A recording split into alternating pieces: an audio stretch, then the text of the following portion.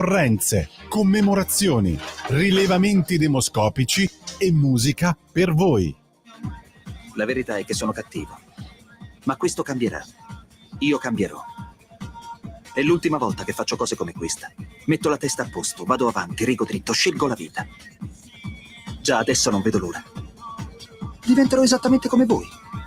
Il lavoro, la famiglia, il maxi televisore del cazzo, la lavatrice, la macchina, il CD e l'apriscatole elettrico. Buona salute, colesterolo basso, polizza vita, mutuo, prima casa, moda casual, valigie, salotto di 3 pezzi, fai da te, telequiz, schifezze nella pancia, figli, a spasso del parco, orario d'ufficio, bravo a golf, l'auto lavata, tanti maglioni, Natale in famiglia, pensione privata, esenzione fiscale, tirando avanti, lontano dai guai, in attesa del giorno in cui morirai.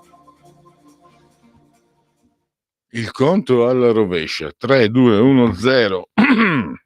Ale, in simultanea con voi quando sono scoccate le 12:45. In simultanea con voi con Francesco magnificamente sulla tolla di comando in regia tecnica,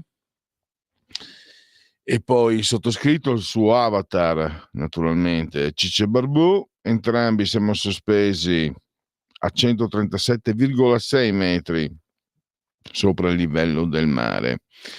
Questa è Radio Libertà, questo è Che giorno è? Apriamo subito le linee, se avete voglia, o comunque WhatsApp, il servizio WhatsApp. Le linee 0292 94 7222, mentre il servizio WhatsApp è 340 670 9659.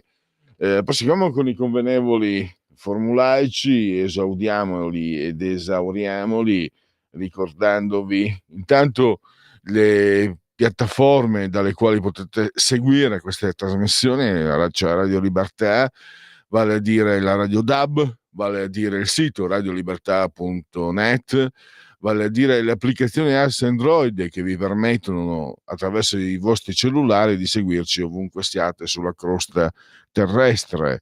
Il profilo Facebook, dove ogni notte che il cielo manda intera troverete le sinossi delle interviste che poi ascolterete in oltre la pagina. Alexa, accendi Radio Libertà, passa parola, ve ne saremo riconoscenti. YouTube, un po' a targhe alterne, e Twitch è il sito di ultima generazione. Credo di non aver trascurato nulla. Certo, non ho trascurato, perché adesso subito lo dico, l'abbraccio. Sì che ho trascurato, ma adesso ci arrivo. C'è un abbraccio forte alla signora Clotilde, alla signora Carmela e alla signora Adriana Angela. Loro ci seguono, ma vi garantisco che ci seguiscono pure dal canale 252 del digitale televisivo terrestre, perché questa è una radiovisione e quindi chi si abbona a Radio Libertà campa oltre 100 anni. Meditate, gente, meditate. La commissione apposita mi comunica che la temperatura interna è di 23,9 gradi centigradi sopra lo zero, mentre esternamente sono 12 gradi, 78% l'umidità, 999,7 millibar la pressione. Proseguiamo con una panoramica. Ci sono anche altri aspetti da ricordarvi, ma intanto la panoramica su oltre la pagina, anche se questo è naturalmente Che giorno è.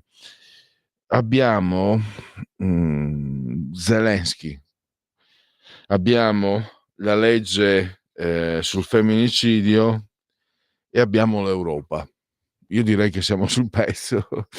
Ce n'è abbastanza, direi, per mantenere viva la vostra attenzione, spero. Andiamo a analizzare, a rivedere quello che è successo in quel famoso triello nella sala ovale tra Vance, Trump e Zelensky, quello che succede dopo, le conseguenze che ci sono già state e che vedremo. Ne parleremo con Silverio Allocca, che è studioso di geopolitica, perché questa è una sua stella polare, una sua linea, direi, editoriale, ma lui è uno studioso, non è un giornalista, nelle sue analisi che possiamo leggere, scusate, sugli stati generali, su FCS.report, e su il nuovo giornale d'Italia.it, insomma, le troviamo online. Nelle sue analisi ormai ci confrontiamo, lo ascoltiamo ai nostri microfoni da qualche anno, è proprio il cambiamento che sta avvenendo a livello globale, no? Quello che il professor Allocca individua da tempo è la tripartizione. Tutti pensiamo, almeno in molti pensiamo, che il mondo con il rallentamento, se non la fine della globalizzazione, dopo il 2007, la crisi del subprime è quello che è avvenuto, lo dicono ormai tutti, stava andando verso il multilateralismo. Vedi anche i BRICS, Brasile, Cina, Russia, eccetera. Secondo il professor Allocca invece si va verso una tripartizione: Cina e Stati Uniti, con l'angolo, il terzo vertice costituito dalla Russia. È per questo che Trump se la sta lisciando, anche se ci sono quelli che dicono che sia Putin che sta mettendo nel sacco Trump. Magari ne parleremo anche con il professore. Il femminicidio, ne parleremo con Erika Stefani. Questa legge punisce con l'ergastolo chi si macchia di questo delitto. Abbiamo già parlato, sapete che chi vi parla non ama questo termine, femminicidio, la femmina, no? Maschi e femmina, quindi secondo me c'è una mancanza di rispetto, però dobbiamo guardare anche al contesto. Allora, si è arrivati a definirlo come delitto nello specifico, perché bisogna dire tutto. L'Italia è un paese che ha un profondo ritardo. Pensate che fino al 1981 in Italia era ammesso il delitto d'onore. E io sono contento di me stesso, nonostante sia un campagnuolo provincialotto, perché mi ricordo c'era la trasmissione all'inizio dei primi anni di Rai 3, Un giorno in pretura, che divenne celebre per aver trasmesso come documento il processo che riguardava un gruppo di stupratori, credo fosse in Sicilia. Io mi ricordo che ero inorridito, perché per me era giovane, minorenne, un ragazzino. Per me comunque il comportamento di questi stupratori la mentalità era inaudita, non era solo violenza. Pensate, rischio di entrare in dettagli scabrosi, ma è giusto ricordare, quando si parla di questa legge, di ehm, uno dei momenti che mi rimasero in mente. Questi stupratori fermarono una ragazza del loro paese, ripeto, credo fosse in Sicilia, perché uno di loro la conosceva, l'hanno fatta salire in auto, poi si sono appartati e l'hanno stuprata. Pensate che come tesi difensiva l'avvocato obbligarono questa ragazza a un rapporto orale, a una fellatio, e l'avvocato disse, me lo ricordo ancora, un antipatico accento quello che di qualsiasi latitudine fosse stato era antipatico, disse che solo per il fatto di aver messo il proprio membro nella cavità orale di questa ragazza era dimostrato che era un atto di generosità nei confronti della ragazza, perché si metteva questa ragazza nella condizione di poter procurare danno, e quindi c'era un atto di fiducia e di reciprocità. Io ero giovane, ragazzino. Mi fa piacere che adesso che lo ricordo quell'episodio, non vi dico le parolacce, perché questo non è il mio microfono, questa non è la mia radio, questo è un luogo pubblico, ma vi dico parolacce su parolacce. Ed era quello che era quella una mentalità messa per legge nel 1981, tanti anni fa. Ma nel 1996 la legge prevedeva ancora che la violenza sessuale fosse un delitto contro la morale, non contro la persona, contro la morale.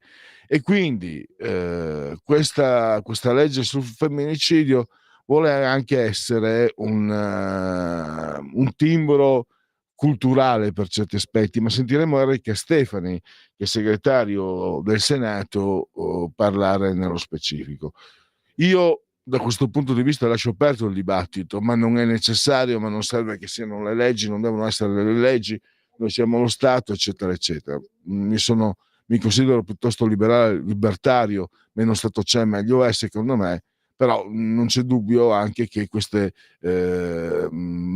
manifesto di intenti, di intenzioni, salutiamo il grande Francesco e salutiamo l'entrante Sveva, la grande Sveva. Quindi penso che sia l'intento sia assolutamente condivisibile. Con la cosa, mi sono perso con le chiacchiere, chiedo scusa.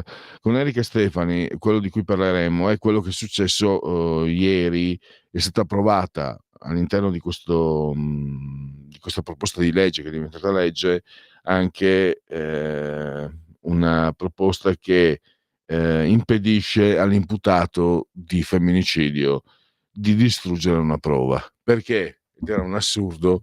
La legge lasciava che l'accusato potesse disporre della salma della donna uccisa, e quindi cosa accadeva? Che tante volte ne disponesse l'imputato, l'omicida disponesse la cremazione della sua vittima e quindi facesse sparire moltissime prove. Ecco, non potrà più essere così, quindi è un passo avanti nella definizione delle responsabilità. Poi vi dicevo che parleremo di Europa con Arnaldo Ferrari Nasi, perché Analisi Politica, l'istituto da lui fondato e diretto, ha svolto queste interviste sugli italiani e l'Europa, e ci sono risposte diciamo diversificate, che hanno sfumature diverse. Cioè possiamo dire in conclusione che gli italiani vogliono l'Europa, solo il 15% vorrebbe uscire dall'Unione Europea. Tutti leghisti, ve lo dico subito, praticamente siamo solo noi leghisti, però gli altri diciamo si diversificano tra loro, perché c'è chi vorrebbe addirittura più Europa, chi ne vorrebbe perlomeno un po' di meno, e chi gli va bene le cose come stanno. Diciamo che a un terzo degli intervistati sta bene l'Europa così com'è, a tutti gli altri no. Questa è la conclusione per sommi capi, che poi andremo a vedere nello specifico con Arnaldo Ferrari Nasi. Allora, vi anticipo quello che è il resto della trasmissione di Che giorno è. Ci sono i genetriaci, ricorrenze e commemorazioni, ci sono i rilevamenti demoscopici, sondaggetti, e c'è anche musica per voi. Oggi musica per voi, vi offre fatemi usare un linguaggio un po' terra, roba buona. Avremo la grande Liza Minnelli, figlia d'arte, non nel cognome del padre, è figlia addirittura del grandissimo regista Vincent Minnelli e della grandissima Judy Garland. E poi jazz di grande qualità con Al Jarreau, che è scomparso un po' di anni fa. Secondo me, dal punto di vista della fama, stava conoscendo una popolarità sempre più crescente, ma rimane la sua grande qualità. Avevo un messaggio, Maurizio: per me un omicidio di uomo, donna, bambini sono identici con gli aggravanti già previsti dalla legge. Il problema è la seria applicazione dei giudici. Forse ipocrisia sottolineare e mettere particolare legge sul grave problema del femminicidio. Più concretezza e meno show dei politici. Viva le donne! Scrive Maurizio, come sempre molto pragmatico, e come sempre cerco di dare a voi che intervenite una risposta non mia, ma di Cioran. Allora, l'amore è l'unico modo efficace di ingannarsi nella cornice dell'assoluto. Ecco perché in amore non si può essere vicini a Dio che attraverso tutte le illusioni della vita. Cosa posso aggiungere? Chi non ama Cioran, peste lo colga! Pausa.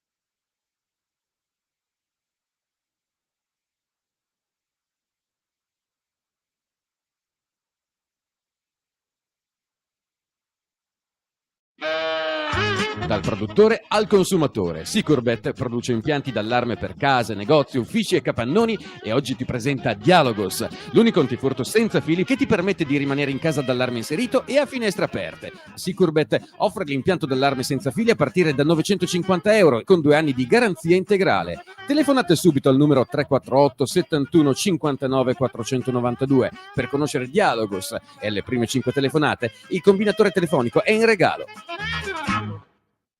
Eccoci di nuovo in diretta e andiamo con i generici ricorrenze e commemorazioni.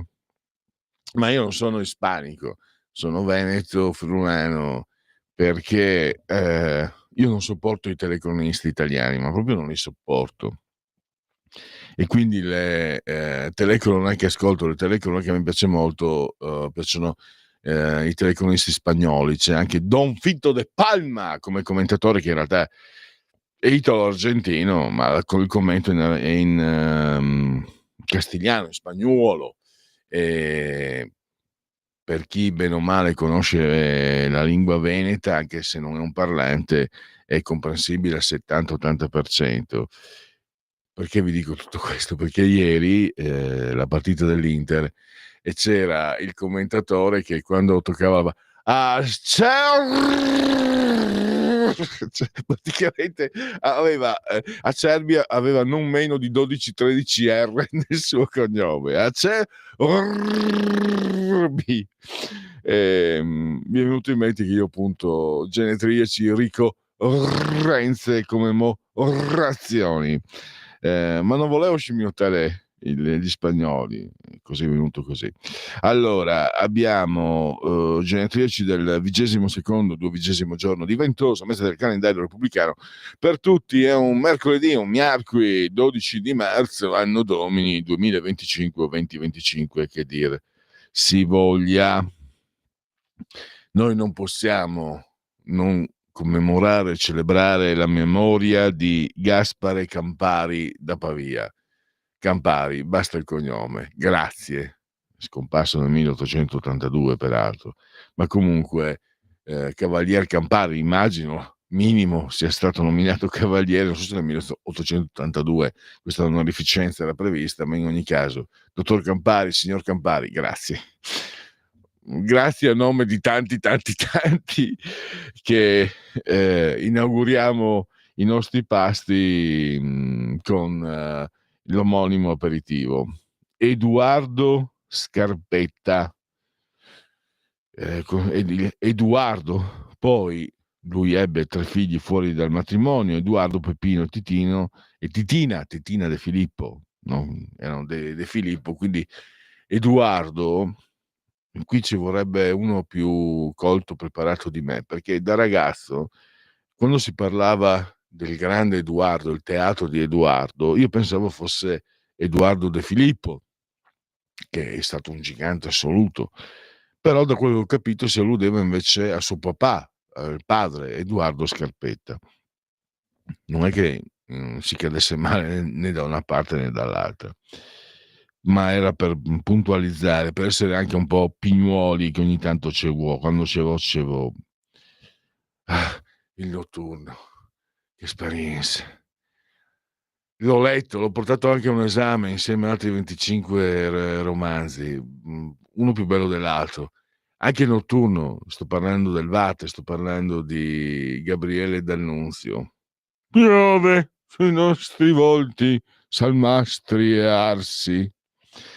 Gabriele D'Annunzio, il notturno è pesante. Pensa che lui lo ha scritto, dunque immaginava di dialogare con la figlia, che credo la chiamasse Fiammetta, che non era neanche il suo vero nome. Lui era stato ferito a un occhio ed era mezzo cieco in quel momento, e lo ha scritto su un cartiglio, su una striscia di carta. Si dice abbia scritto notturno, pesante. Devo dire, talento, cioè abbiamo un treno merci di talento con D'Annunzio, inutile che stia a dirlo io, però anche pesante, insomma. Infatti la sua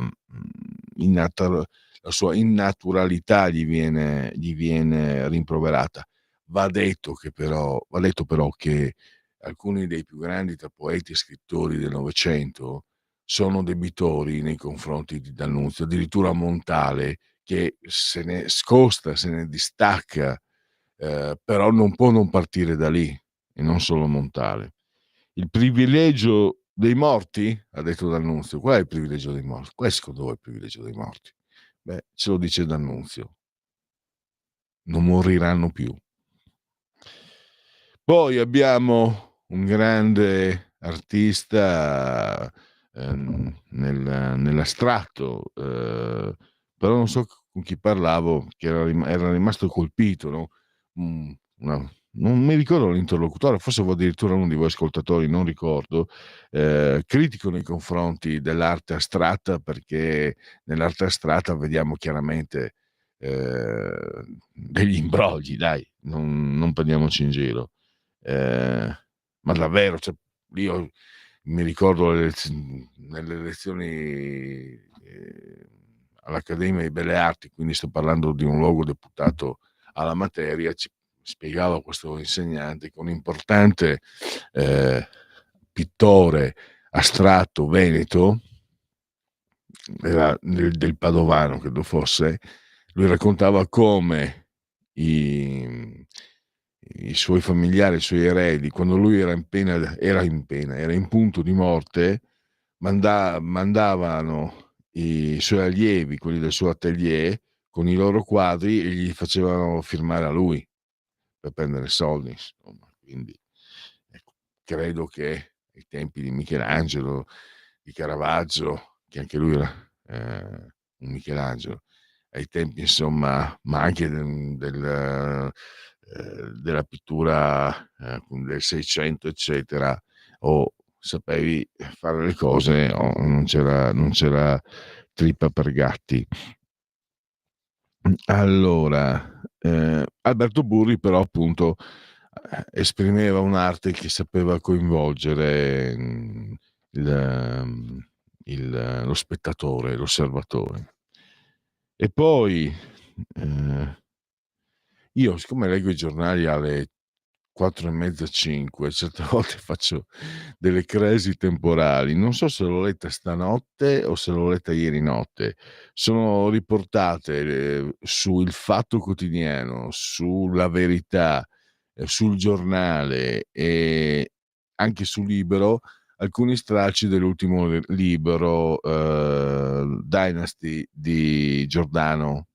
E la parte che riguarda gli Agnelli è davvero, ma anche tutte le altre, prende di mira i Benetton, quello che ho letto sui giornali, perché il libro non l'ho ancora letto, i Benetton, prende di mira proprio le grandi famiglie italiane, e tra cui appunto gli Agnelli. I Berlusconi no, Giordano i Berlusconi non li tocca, non si sa mai, perché insomma, come diceva Flaiano, gli italiani tengono tutti famiglia, compreso anche chi vi parla, nessuno si salva in questo.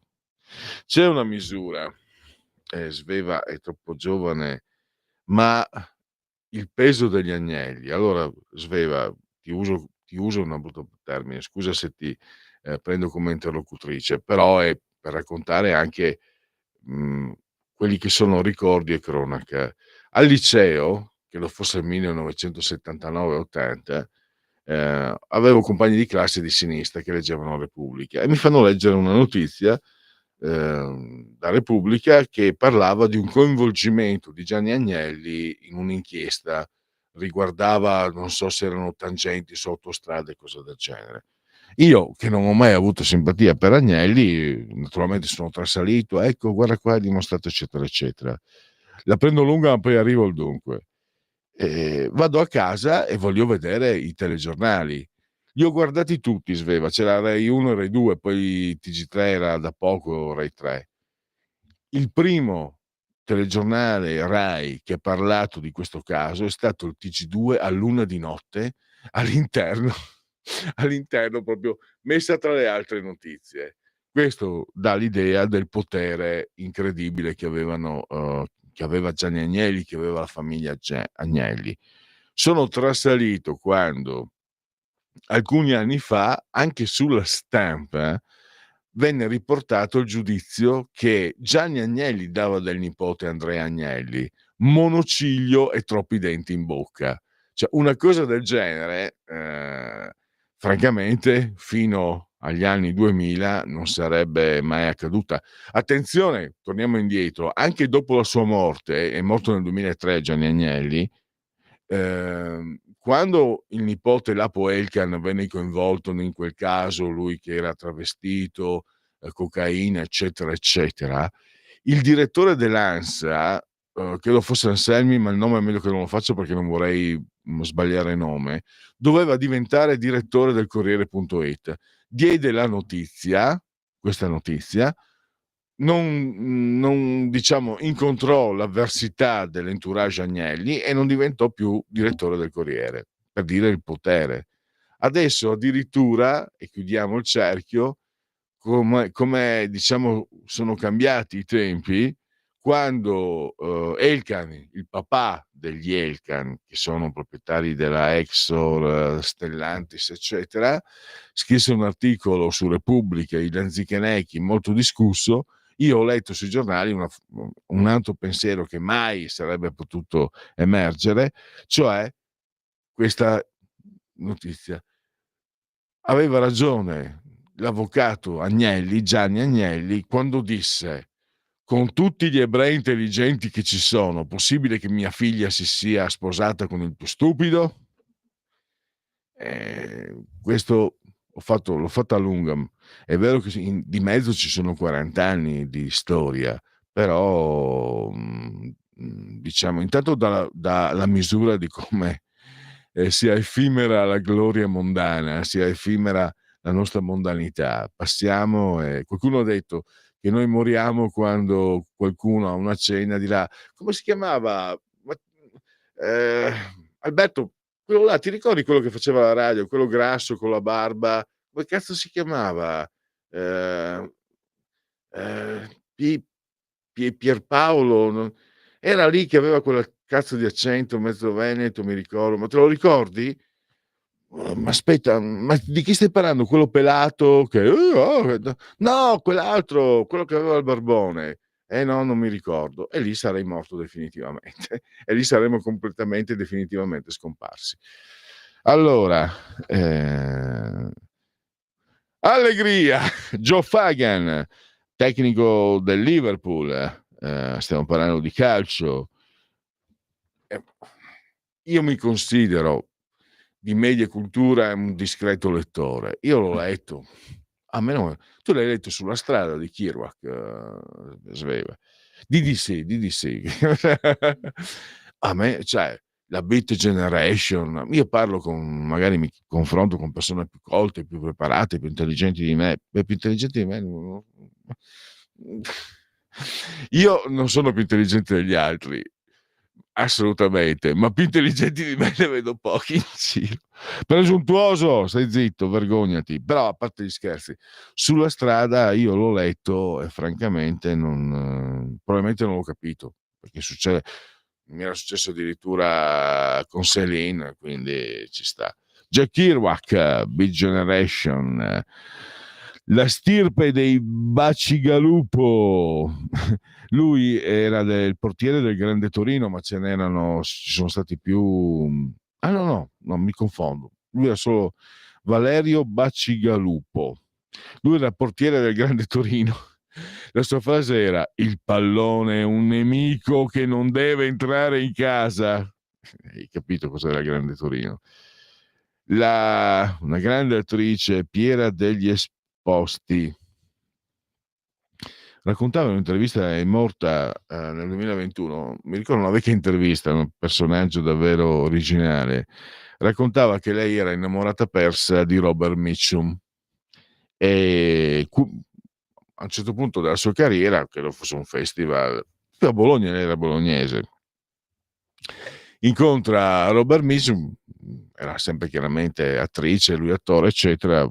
Chi ha una certa età se lo ricorderà, grandissimo attore Robert Mitchum, e lei era completamente persa e racconta che a un certo punto Robert Mitchum, nonostante fosse molto più anziano di lei, era un grandissimo seduttore e quindi le fa dell'avance e lei le ha respinte perché disse che non voleva, diciamo, in qualche modo rovinare questo ricordo che aveva quando era ragazza. Al Jarreau e Liza Minnelli, ve l'ho detto, saranno gli artefici della proposta musicale di La musica per voi, che è contenuto in Oltre la pagina. No, che giorno è? Oltre la pagina dopo. E poi l'amico Emanuele Barison, il grandissimo disegnatore di Diabolix, Tex, Zago, che oggi compie gli anni, e poi Victoria Cabello. La inserisco nei genetriaci solo per ricordare una frase del gigantesco Tommaso Labranca, che non c'è più, che disse in un articolo, prendeva di mira Vittoria Cabello e un'altra, che poi è Cabello perché il papà è italiano di Sondrio, io pensavo fosse argentino, invece la mamma è inglese, e quella con quella faccetta tutta, vabbè, mamma mia, ti viene il disarmo quando la vedi. E in un articolo disse: ma cosa serve? Cosa serve Vittoria Cabello? Era una frase, direi, illuminante. Facciamo così. Adesso vediamo se ci sono degli interventi. Addirittura, dunque, fatemi vedere. L'aperitivo Campari, Camparino, fu inventato non da Gaspare, ma da suo figlio Davide Campari. E stanotte deve ancora arrivare. Quella che per te ieri notte, in realtà è stamattina. Eh, e Piera degli Esposti, nota fiancheggiatrice delle biere. Qui è uno che non mi sopporta. E sapete cos'è, però? Io voglio essere saggio e voglio rispondergli. Un ascoltatore che però, visto che mi degna della sua attenzione, io devo essere educato. Il mio cuore è come la cera, si scioglie in mezzo alle mie viscere. Salmo 22. Mio Dio, fa quel che puoi finché io non ti sbatta le mie ossa in testa. Qui Cioran ha superato se stesso. E no, non mi ricordavo di Piera degli Esposti. Comunque cosa significa? Io la ricordo come attrice di valore. Fiancheggiatrice delle biere non me lo ricordo. Eh, Poi l'ascoltatore è sempre molto puntuale e preciso, quindi sicuramente se era così, va bene, ricordiamo anche quello. Buon pomeriggio Radio Libertà, già Radio Padania, grazie con la barba Ciccio Barbù, detto anche pelle. Questo credo sia Stefano del Brembo, che saluto, e poi facciamo così, adesso ci fermiamo, ascoltiamo insieme la prossima offerta musicale che verrà prescelta da Sveva, quindi in manus, no, nelle sue mani, perché il latino non me lo ricordo, poi sicuramente c'era un'ascoltatrice che fosse una professoressa di latino che un paio di volte mi ha beccato. Io avevo il 6 un po' risicato, come avrete capito, quindi rischio sempre l'errore. Non ha importanza. Nelle mani di Sveva per la prossima proposta musicale, per la prossima musica per voi, e poi i sondaggetti.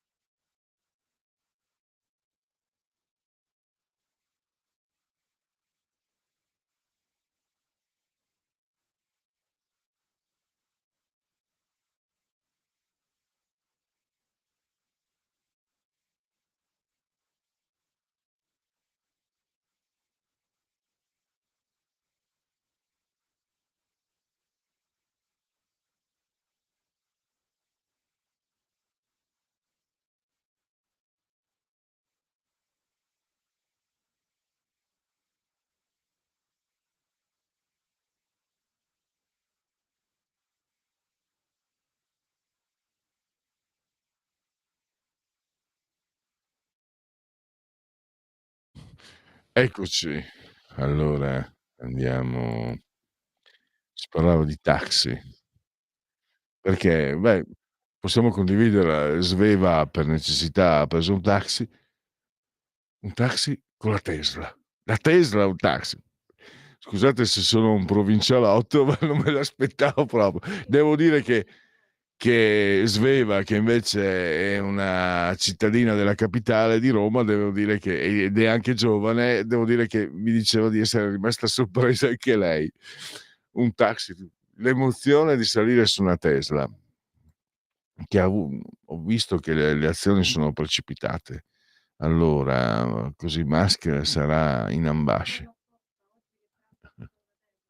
Ecco. Allora, andiamo a vedere i vostri messaggi. No, scusate, anzi, facciamo così: guardiamo i messaggi. eh, Grazie, signor. Ah, che bello, signorina Sveva. Un pensiero per Liza Minelli e anche a Barbara Streisand. Brava, brava, brava Sveva. Grazie, grazie Libertà, Radio Libertà, Stefano Del Brembo. Ti ricambia, non l'hai sentita Stefano, ma ricambia i ringraziamenti. Però Stefano, guarda la lista la compilo io, lei sceglie, ma il menù lo faccio io. Allora, no, ma deriva da chi è nato naturalmente in quel giorno, e quindi certe volte ti va benissimo, come in questo caso, altre volte devi un po'. Pensate che prossimamente ci sarà solo Beniamino Gigli. Giuro, che ho cercato per più di 20 minuti, ho cercato qualche musicista nato in quel giorno, perché sapete, tu cerchi, se vuoi, su Wikipedia, non c'è nessun segreto, però ci sono i nomi magari di personaggi che fanno parte di un grande gruppo e tu non conosci il nome, perché magari certi gruppi, sì, si parla dei Police, degli O2, ti vengono, altri no. Io ho fatto la ricerca e sarà uno dei prossimi giorni. C'è solo Beniamino Gigli. Eh, allora, andiamo. Avevamo quindi il primo dato Istat nel quarto trimestre 2024 rispetto al trimestre precedente. Le esportazioni risultano in aumento per il centro più 1,7, il nord-est più 0,5 e in flessione per il nord-ovest meno 0,8, il sud e isole. Nel 2024 rispetto all'anno precedente la lieve diminuzione dell'export nazionale in valore meno 0,4 e sintesi di dinamiche territoriali differenziate. La concentrazione delle esportazioni è più ampia per le isole, meno 5,4, il sud, meno 5,3, più contenuta per il nord-ovest, meno 2, e il nord-est, meno 1,5, mentre si rileva una forte crescita per il centro, più 4. Faccio una battuta innocente, più chianti per tutti, evidentemente, più chianti per tutti. Poi, beh, c'è anche no, Montepulciano, però l'Abruzzo è considerato meridione, non centro.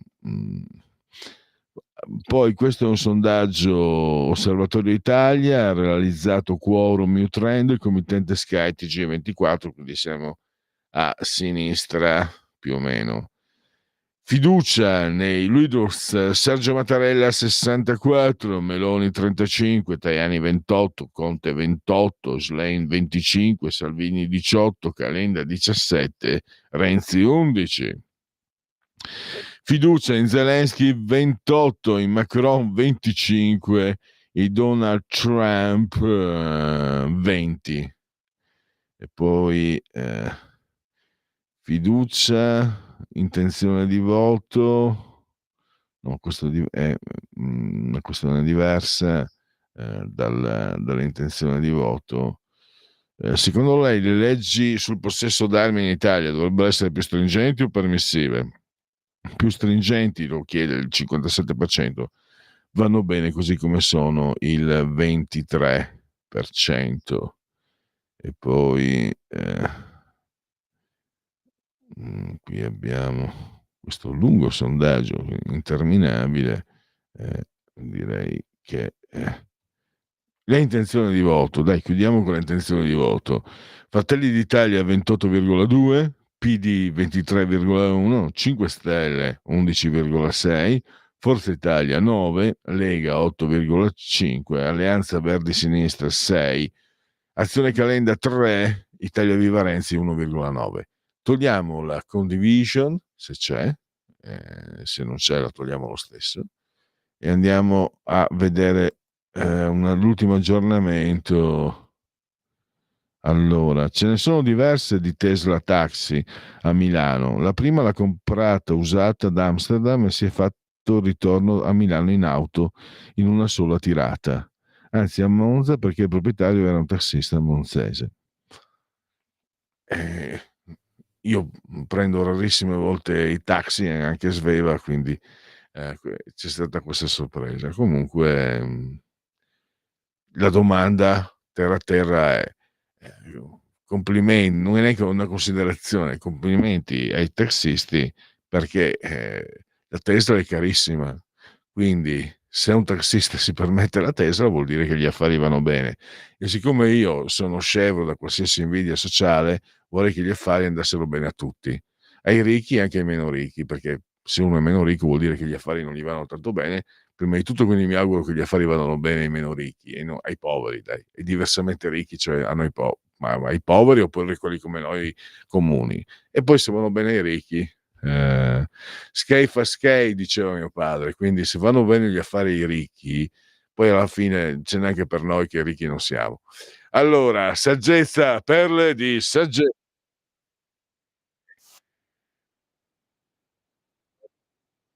Velocemente, eh, Cioran. La sensibilità al tempo è una forma diffusa della paura. 13:82, ho già sforato i 2 minuti. Pausa. Avete ascoltato Che giorno è? Scegliete la vita. Scegliete un lavoro. Scegliete una carriera. Scegliete la famiglia. Scegliete un maxi televisore del cazzo. Scegliete lavatrici, macchine, lettori CD e apriscatole elettrici.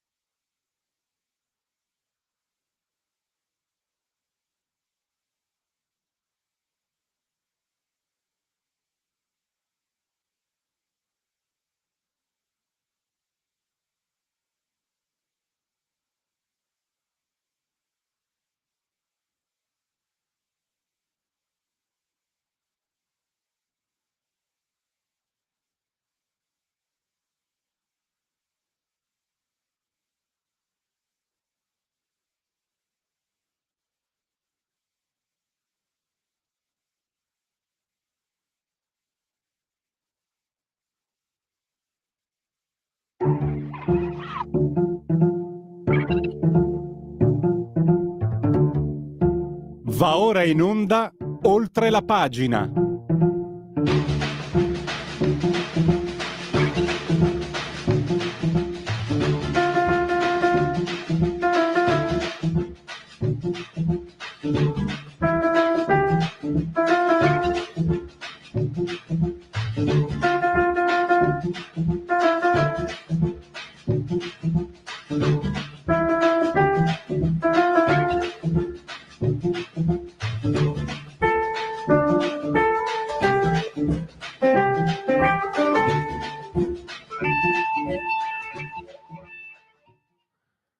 Eccoci di nuovo in diretta in simultanea con voi, con il primo ospite. Adesso abbiamo lasciato Che giorno è, ci siamo addentrati, inoltrati oltre la pagina e andremo a parlare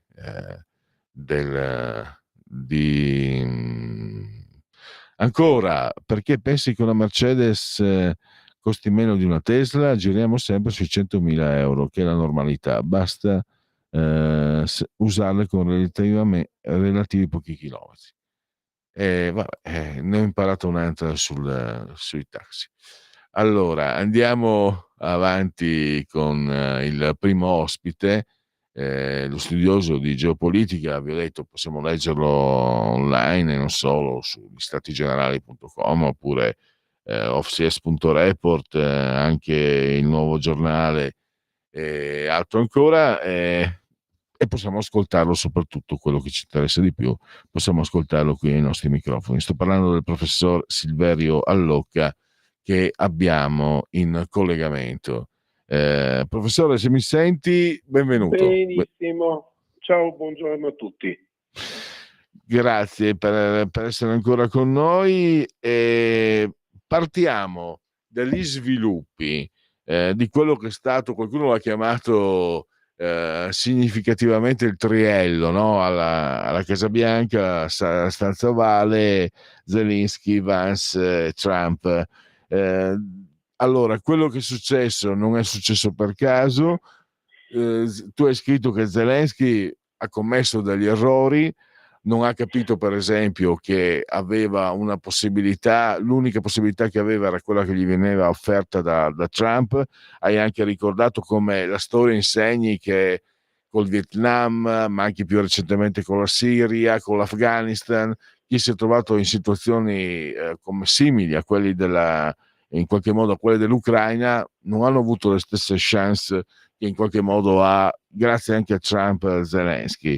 E da lì però le tue considerazioni inquadrano quello che è lo scenario geopolitico globale. Tra l'altro è una tua linea, dicevo, una tua linea editoriale, direi, no? Da anni ci sentiamo, ti leggo, stai da molto dicendo che anche se la spinta è per la multilateralità, vedi i BRICS eccetera, il mondo si sta riposizionando su una tripartizione e quello che è successo e che sta succedendo lo sta dimostrando.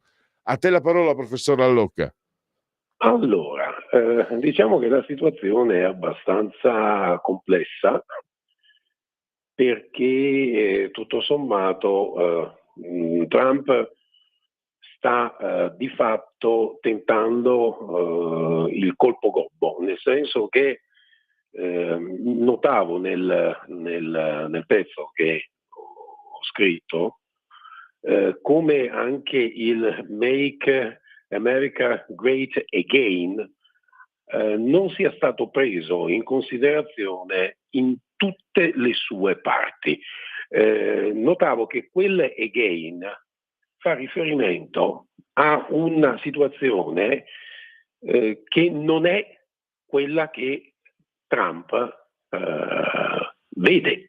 Cioè lui ha accolto il fatto che gli Stati Uniti non si trovano in quella situazione di forza effettiva a cui vuole riportare il paese.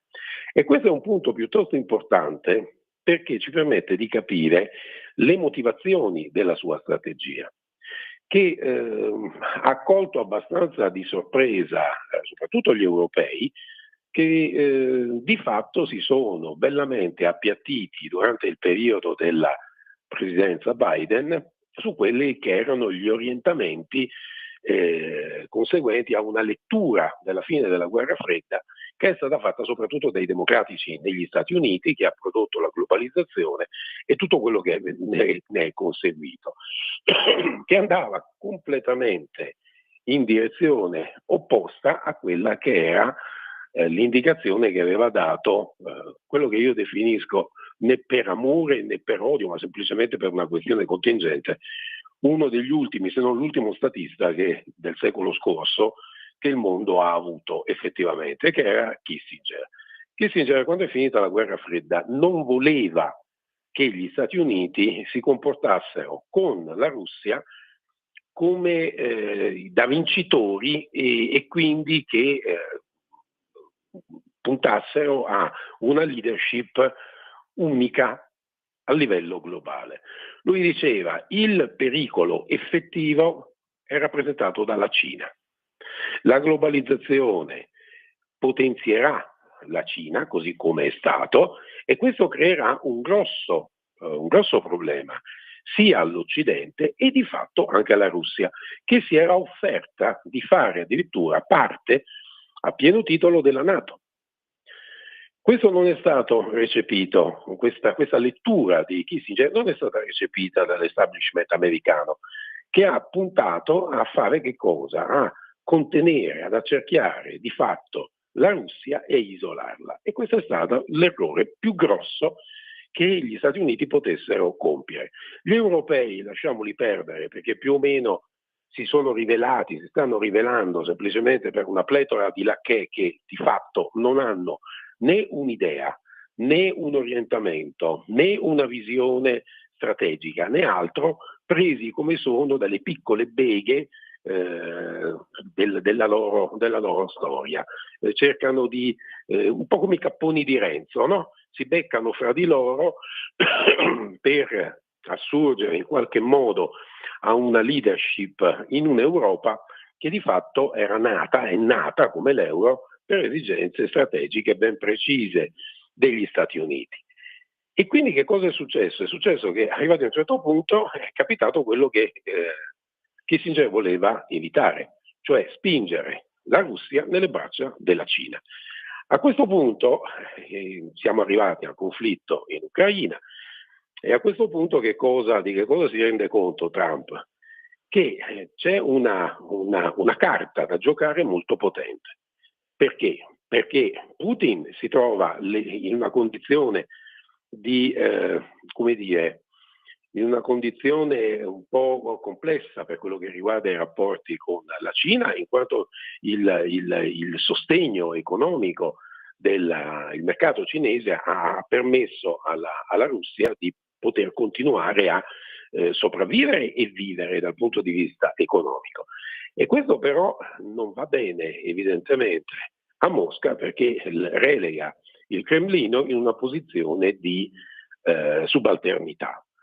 A questo punto, chiudendo la questione ucraina e ristabilendo tutta una serie di rapporti pregressi con la Russia, ma da un punto di vista completamente diverso, quindi un rapporto anche dal punto di vista politico, commerciale, eccetera, eccetera, evidentemente questo offre alla Russia la possibilità di sganciarsi dalla Cina e agli Stati Uniti di avere un nuovo punto di partenza per ricostruire quella leadership condivisa per un certo periodo di tempo, se non altro con la Russia, acquistando una maggiore visibilità, una maggiore potenza, un maggiore controllo in determinate aree da condividere poi con Mosca. E questo evidentemente ha richiesto degli interventi da parte di Trump, sia per quello che riguarda il fronte interno, che per quello che riguarda il contesto internazionale, che ha spiazzato completamente le cancellerie europee, perché ovviamente Trump non aveva tempo da perdere per far capire la sua strategia, la sua logica agli europei. Li ha bypassati completamente, non gli ha dato nemmeno gli 8 giorni, li ha liquidati semplicemente come tanti lacchè e più o meno gli ha detto: arrangiatevi, se volete provare ad andare avanti voi fatelo, però fate senza di me, ma senza gli Stati Uniti nulla può essere fatto. Per esempio il supporto che possono pensare di dare gli europei all'Ucraina è praticamente inesistente, sia dal punto di vista militare sia dal punto di vista finanziario, e quindi tutto sommato sta conducendo quella che è la sua politica, avendo come interlocutore privilegiato Mosca e dando ovviamente all'Ucraina la possibilità di uscirsene non completamente devastata. In che senso? Non perché, diciamo, a Trump interessi particolarmente Zelensky, ma a Trump interessano le terre rare, interessa ciò che c'è nel sottosuolo dell'Ucraina. E questo risulta essere molto importante per gli Stati Uniti, perché permetterebbe all'America di acquisire dei materiali strategici senza dover sottostare a quelle che sono a quello che è il controllo che su questi ha sia dal punto di vista estrattivo che dal punto di vista commerciale la Cina. Ovviamente quando Zelensky si è presentato alla Casa Bianca, doveva essere un'occasione per siglare semplicemente quell'accordo che gli avrebbe permesso di avere anche quelle garanzie che lui chiedeva per quello che riguarda la stabilità del suo governo, del paese, l'indipendenza, se non altro in parte, del suo paese. Perché? Perché nel momento in cui gli Stati Uniti si trovano a essere il partner privilegiato per lo sfruttamento di questi materiali strategici, nel momento in cui quindi aziende americane, personale americano si trova basato sul territorio ucraino, questo evidentemente di per sé rappresenta un deterrente per chiunque voglia, nella fattispecie la Russia, per chiunque possa anche solo pensare di continuare a promuovere una nuova azione militare per allargare il proprio controllo su quel territorio. Zelensky non l'ha capito, di fatto lui è e resta un attore prestato alla politica perché doveva, diciamo, ricoprire un determinato ruolo, non ha capito la cosa, ha cercato di giocare la carta mediatica facendo esplodere, mettendo in imbarazzo la Casa Bianca in pubblico, e alla fine è stato liquidato in malo modo. Gli è stato praticamente detto a un certo punto: torna quando avrai capito qualcosa, vai a giocare da un'altra parte. Lui ha rilasciato tutta una serie di interviste anche con toni indignati, eccetera eccetera. Poi di questo succedeva il 28 di febbraio. Il 2 si è presentato a Londra alla riunione convocata da Starmer e lì ha toccato con mano l'inconsistenza di quella che è l'Europa, di quello che può essere il supporto che gli può derivare dall'Europa. A questo punto, come è uscito dalla riunione, ha incominciato a parlare di che cosa? Di questo accordo che non aveva siglato il 28 negli Stati Uniti, come di un qualche cosa di fatto. Ovviamente la Casa Bianca non ha accolto immediatamente questa richiesta, però non ha tirato la corda, però gli ha fatto toccare con mano che cosa vuol dire avere contro gli Stati Uniti e per alleati il nulla degli europei. E quindi cosa ha fatto? Il primo punto: tagli i rifornimenti di armi e soprattutto tutto quello che riguarda il comparto delle informazioni che arrivano dal sistema Starlink, quindi tutto quello che riguarda il supporto che arriva dalla gestione satellitare delle informazioni sui movimenti di truppe russe sul territorio, ad esempio nella zona di Kursk. E evidentemente questo è stato capito molto bene da Zelensky e che a questo punto molto probabilmente ci rimetterà anche il posto. Per il momento non è nelle richieste ufficiali di Trump, ma penso che la carriera di Zelensky stia volgendo al termine e di fatto il quadro che si prospetta per noi europei è a dir poco drammatico, con queste von der Leyen, questa Meloni, Starmer, Macron che parlano, cercano di darsi un tono, ma di fatto sono stati presi completamente in contropiede, non hanno nulla da offrire, non hanno nulla nelle loro mani per poter discutere con Trump, che quando ha parlato a Zelensky nello studio ovale, di fatto ha chiarito il suo punto di vista anche per quello che riguarda gli europei. L'unica che abbia capito un po' la situazione sembra essere la Meloni, che si mantiene con un profilo estremamente basso, gettando acqua sul fuoco, perché si è resa conto, penso unica in Europa, che andare contro gli Stati Uniti vuol dire praticamente azzerare completamente la possibilità sua, ma anche degli altri colleghi europei, di poter fare qualcosa, di poter rimanere in sella nel suo paese, per quello che riguarda la Meloni, l'Italia, e per gli altri nei propri paesi. Sono tutti governi tutto sommato a termine di fatto.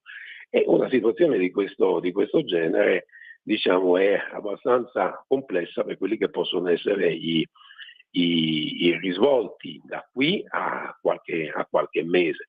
Certo è che il grande sconfitto di tutto questo, di questi 4 anni, più di 1000 giorni di guerra, praticamente è l'Europa, che ne esce veramente ridotta, messa a mal partito.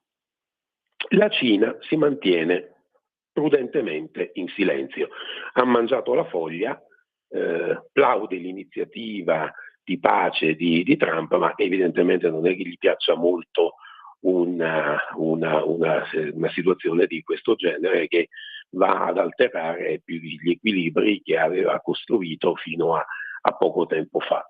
E il fronte interno, anche statunitense, diciamo, presenta tutta una serie di incognite, perché evidentemente c'è un'opposizione anche all'interno del paese, perché evidentemente quello americano è un sistema lobbistico.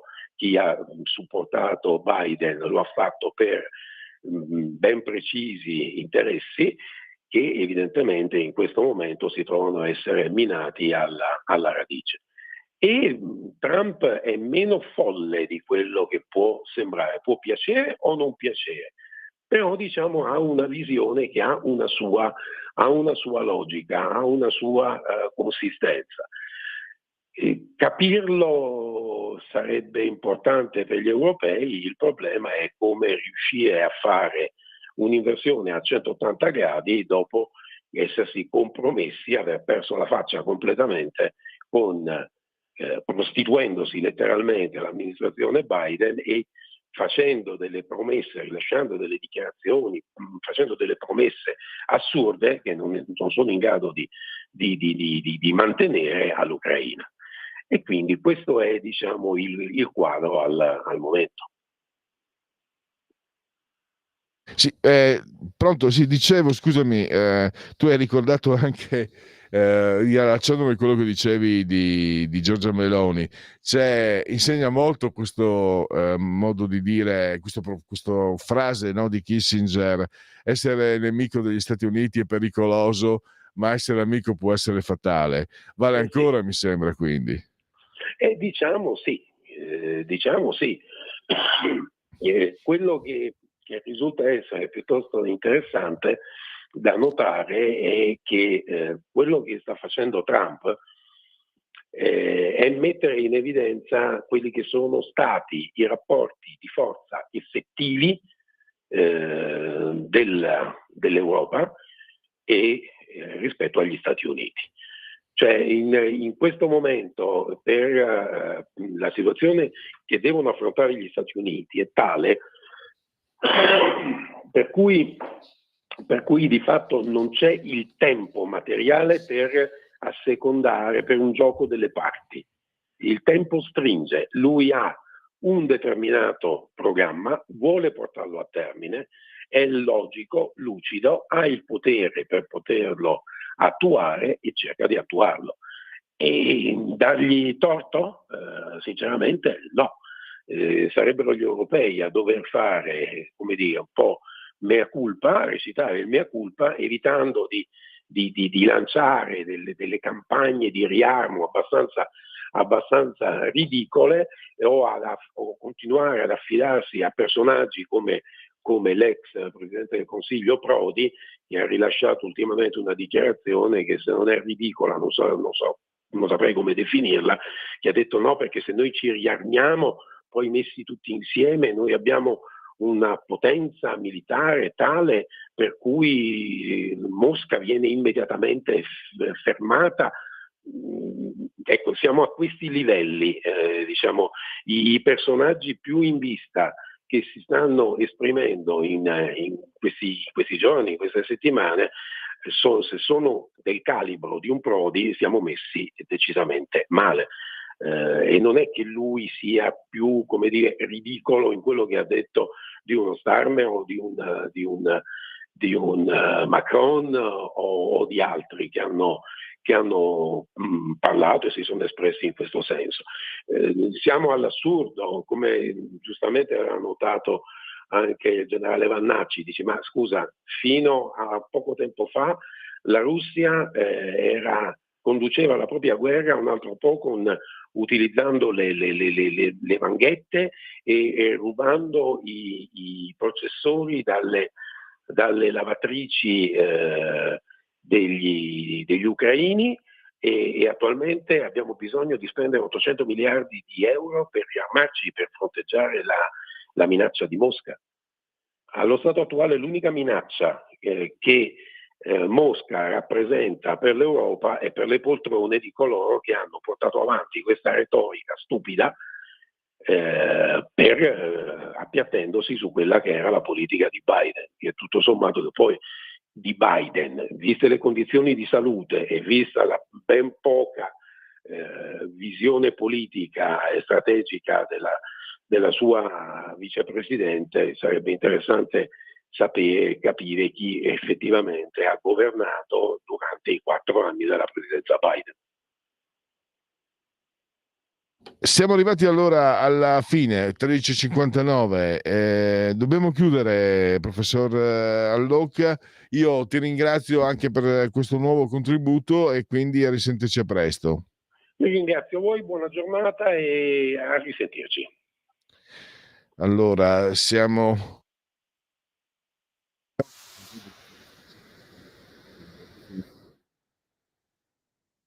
Andiamo a vedere un aggiornamento per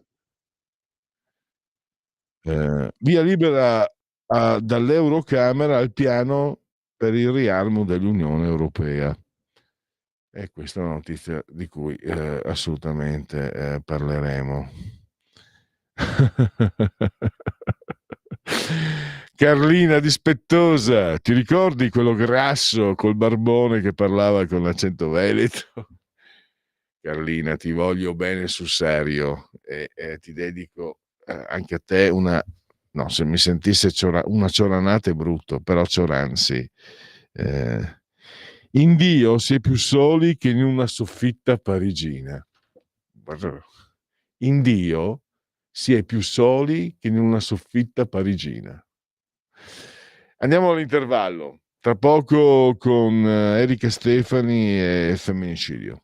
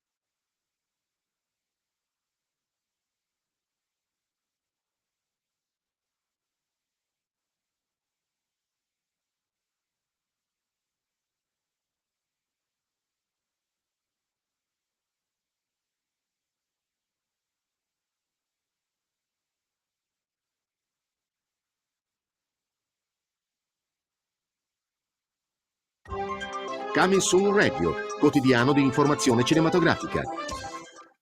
Il premio Oscar Robert De Niro Hai preso una strada molto pericolosa. interpreta il duplice ruolo di Frank Costello e Vito Genovese. Ma perché non l'abbiamo mai prese prima? Diretto da Barry Levinson. Che è successo? Dai creatori di Quei bravi ragazzi, Bugsy e The Irishman. Ho chiuso. Di Alton Heights, i due volti del crimine, dal 20 marzo al cinema.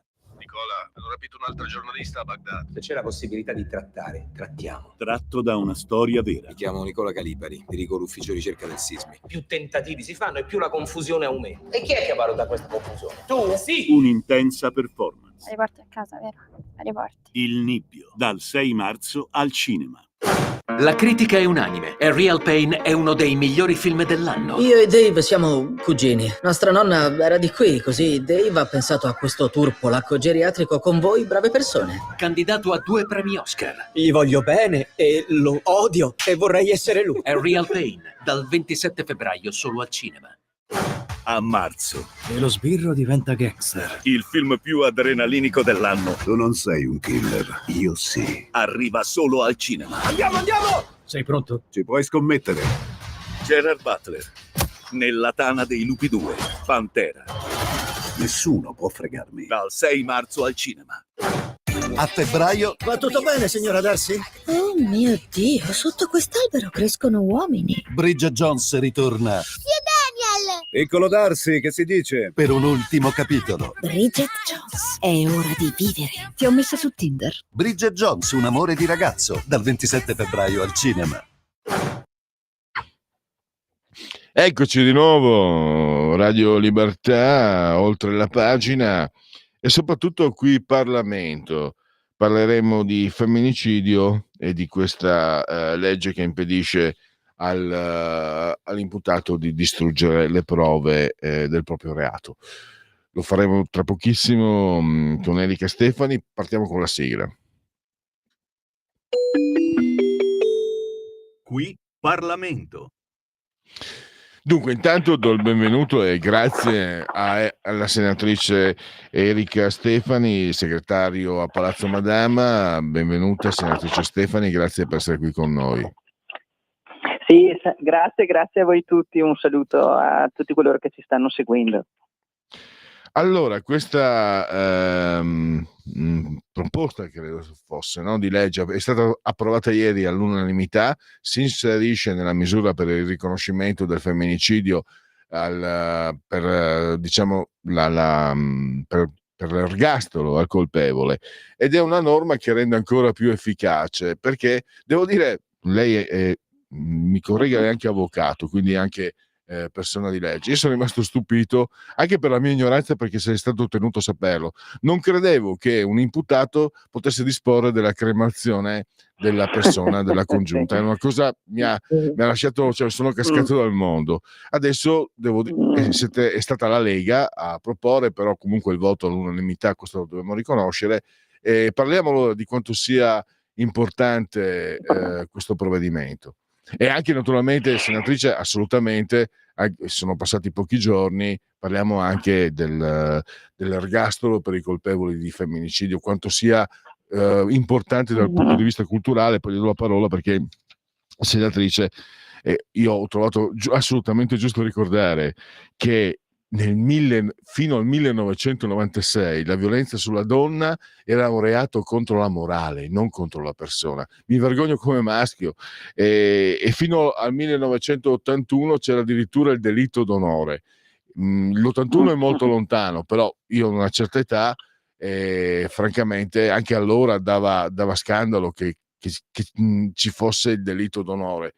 Per quanto tardivamente è stato tolto, però questo è anche il segno di come in questo paese ci siano velocità diverse. Ci sono sicuramente delle situazioni in cui le donne, secondo me, vivono giustamente in pieno diritto e in pieno possesso dei loro diritti riconosciuti, e altri in cui bisogna recuperare terreno. Prego, senatrice, a lei la parola. Sì, Sì, grazie. E ora, quello che in realtà è stato rilevato, devo dirvi in realtà attraverso l'occhio attento della senatrice Bongiorno, no, che è oggi presidente della Commissione Giustizia, Giulia Bongiorno, da esperta avvocato e ovviamente e anche da esperta di diritto, ci ha segnalato una forma stranissima, no, di vulnus nell'ordinamento, cioè perché delle volte si fanno le norme e incredibilmente nel sovrapporsi, nell'accostarsi le norme magari su vari piani rischiano di lasciare degli spazi vuoti. Allora, premesso che questo è un provvedimento che rientra anche sul tema del femminicidio, ma è un provvedimento che si applica a qualsiasi caso, quindi sia dell'omicidio o della morte che è conseguenza di un reato nei confronti di una donna, ma anche della moglie, della convivente, ma anche nei confronti di il marito, nei confronti di un familiare. E perché diventa così rilevante? Lo so che il tema può sembrare macabro, però in realtà può accadere ciò che magari potrebbe veramente indignare tutti. Ora, premesso che la percentuale degli omicidi ad opera di un familiare fra il vario numero degli omicidi è quasi il 70% viene fatto da un familiare. Nei femminicidi in particolare il coniuge e il compagno arriva quasi al 50%, un altro parente aggiunge un altro 25%, quindi a carico di sconosciuti o di ex siamo sul 20%. Questo cosa significa? Che il luogo della famiglia, della convivenza, dei rapporti familiari è uno dei luoghi dove può emergere in termini proprio percentuali, in modo molto più probabile, casi di violenza che possono poi arrivare appunto al provocare la morte del familiare. Ma cos'è che è restato appeso? Che se noi guardiamo oggi il regolamento di polizia mortuaria e tutta la normativa esistente, anche frutto anche della giurisprudenza, cioè dell'interpretazione che danno le autorità giudiziarie, e chi decide del luogo di tumulazione, se deve essere tumulato, se deve essere cremato, è il familiare. Sulla cremazione addirittura la norma prevedono addirittura degli espressi soggetti che possono fare questo, può essere uno indicato in testamento oppure devono essere proprio propriamente del parente, il coniuge o il parente più prossimo. Ma cos'è che può accadere? Può accadere che magari di fronte alla morte di un soggetto chi è magari sospettato è proprio il familiare che deve decidere. Quindi ci si potrebbe trovare in delle ipotesi proprio paradossali.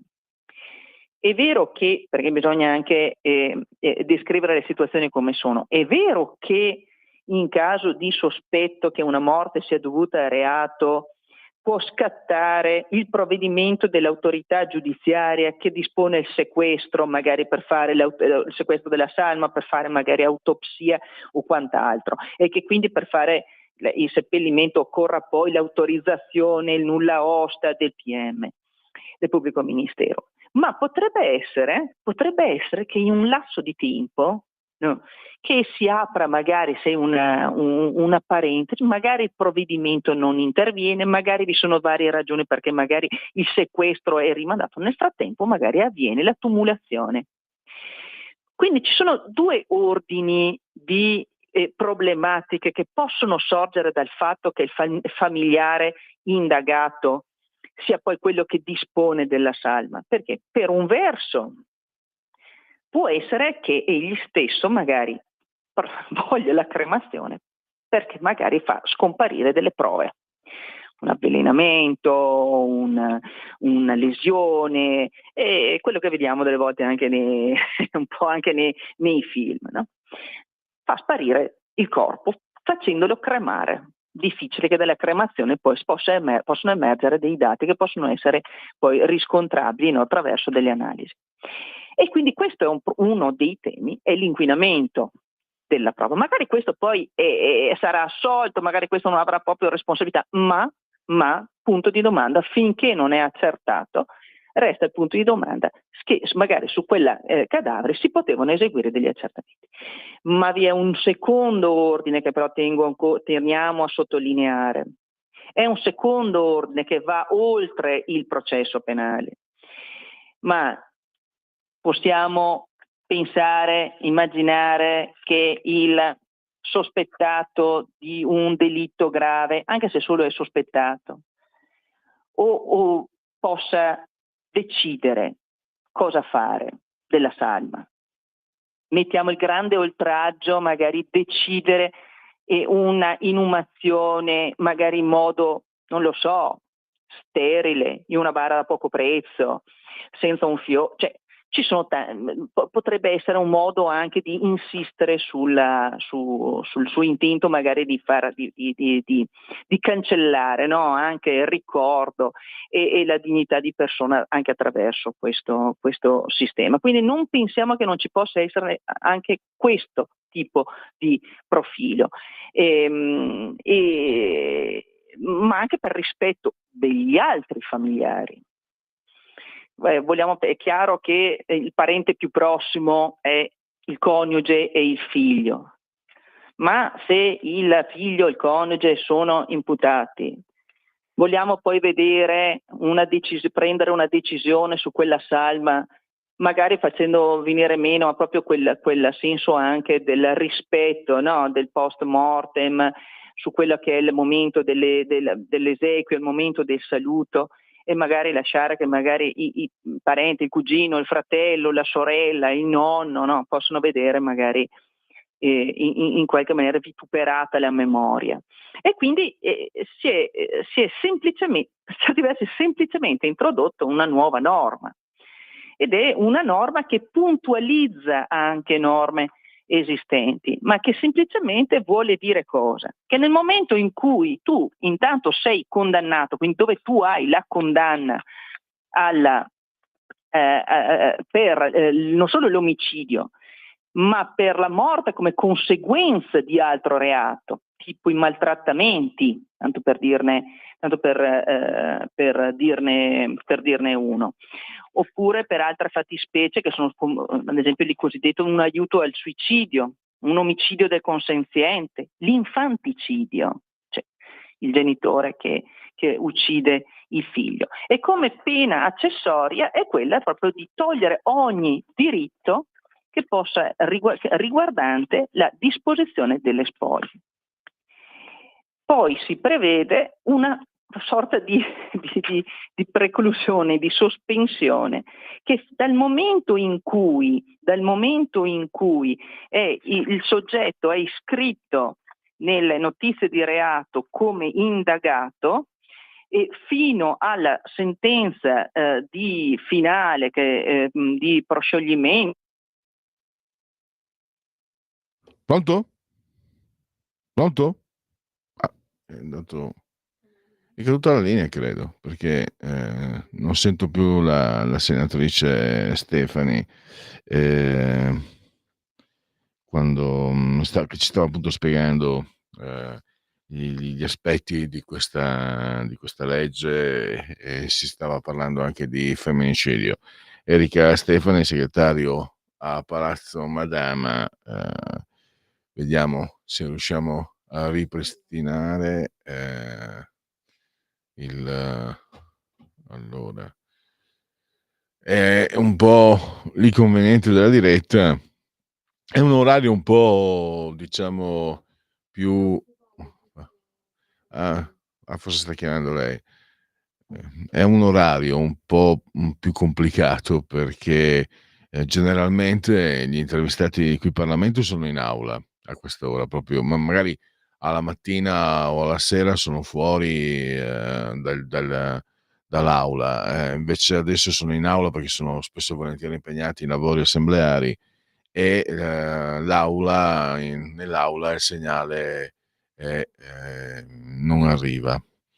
Allora direi di aspettare di vedere se riusciamo a ripristinare questo collegamento, anche perché è brutto lasciarsi così è da maleducati. Non vorrei mai che pensasse la senatrice Stefani che il sottoscritto Ciccio Barbò non sia una persona men che educata. Allora, togliamo la condivisione, Sveva, e aspettiamo qualche minuto per vedere se riusciamo a ripristinare. Allora, Luca, mitico. Mitico. Grazie Luca. Allora, momenti incerti si annunciano all'orizzonte, visto che da chi siamo governati il tempo sta inesorabilmente correndo, connesso a noi tutti. Giusto per fermarsi un attimo, vorrei che ascoltassi una canzone della mia amica basca di nome Idoia. Con essa mi e ci lega un'amicizia particolare che dura ormai da 5 lustri. La sua canzone si intitola Vecchio Refranero. Buon ascolto, come sempre un grazie per quello che fai. Sono io che ringrazio per la tua attenzione, Luca, e tra l'altro per i tuoi gusti musicali che sono davvero sconfinati e anche molto approfonditi. Allora io do disposizioni a Sveva, tra l'altro tu ci offri anche il link da Spotify, io tanto poi non so se riuscirei a entrare, ma Sveva sì, quindi alla fine prima delle 15 sentiremo. Sinceramente Idoia non la conosco e ovviamente non conosco neanche il brano Vecchio Refranero, ma io mi fido la cieca di Luca perché nella peggiore delle esperienze mi insegna che nella peggiore delle ipotesi i consigli di Luca sono sempre interessanti. Certe volte sono molto condivisi, mi piace molto la musica che lui propone, ma se non magari non mi entusiasma, non mi piace, la trovo molto interessante. Quindi Luca, sei un disc jockey, sei ufficialmente il disc jockey di Oltre la Pagina. Abbiamo la senatrice. Pronto, senatrice? Sì, mi era andata giù la linea, non so, si vede che sono i muri del Senato che sono. No, volevo solo terminare il ragionamento. Prego. La configurazione di un'ipotesi autonoma di femminicidio, cioè di un'ipotesi in cui l'uccisione della donna comporta una pena maggiore che non l'uccisione di un uomo, ecco, ha sollevato per tanti anni delle perplessità nel mondo del diritto e il mondo dei giuristi, tant'è che si è sempre un po' atteso, si è sempre evitato, ecco, di entrare nel merito, quasi a dire perché deve essere più grave sì, l'omicidio di una donna rispetto che l'omicidio di un uomo. Comunque il testo è stato comunque predisposto dal governo, sarà poi sottoposto all'esame delle Camere. Io sono convinta che nelle sedi delle commissioni saranno fatti anche degli approfondimenti, anche tramite le audizioni anche di esperti nel settore, per strutturare insomma questa norma nel modo più equilibrato possibile. Benissimo, perché io dicevo che anche all'inizio, introducendo, siamo alle conclusioni, il Senato dice appunto che c'è, al di là del diritto, al di là della legge, ci sono anche degli intenti, come ritengo sia giusto e necessario che la politica offra. Vuole essere anche un'occasione per maturare e accelerare certi processi di integrazione che hanno ancora degli aspetti, che sono ancora in alcuni aspetti in ritardo in questo paese. Quindi la ringrazio perché è stata assolutamente esaudiente e chiara come sempre. Grazie a Erika e Stefani e a risentirci presto naturalmente. Grazie a voi tutti, grazie, buona giornata. Allora, adesso qui Parlamento. Te so invece insieme io, Ciccio Barbù. Sto parlando con me stesso ogni volta, per fortuna Sveva sorveglia, però Sveva non è la mia badante e quindi non è il suo compito, quindi chiedo scusa a lei e chiedo scusa a voi, perché sempre parlare prima della sigla è un errore. Allora andiamo. UE ha approvata la risoluzione sul piano di riarmo europeo, 419 voti favorevoli. A me questa notizia non piace, io ve la dico, stiamo chiacchierando, anche se Oltre la Pagina è una trasmissione di approfondimento, i miei giudizi non interessano a nessuno, comunque non c'entrano niente, è una notizia che a me non piace proprio per niente. se posso dirlo. Allora, sì, lo posso dire perché c'è un microfono dalla parte del manico. Andiamo all'intervallo prima di chiudere questa porzione di Oltre la pagina con Segui la Lega. Segui la Lega è una trasmissione realizzata in convenzione con La Lega per Salvini Premier.